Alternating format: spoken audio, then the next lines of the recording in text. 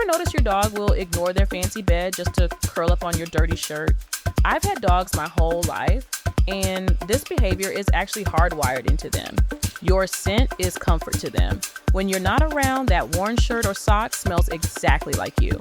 It calms their anxiety and makes them feel safe, like you're still there with them.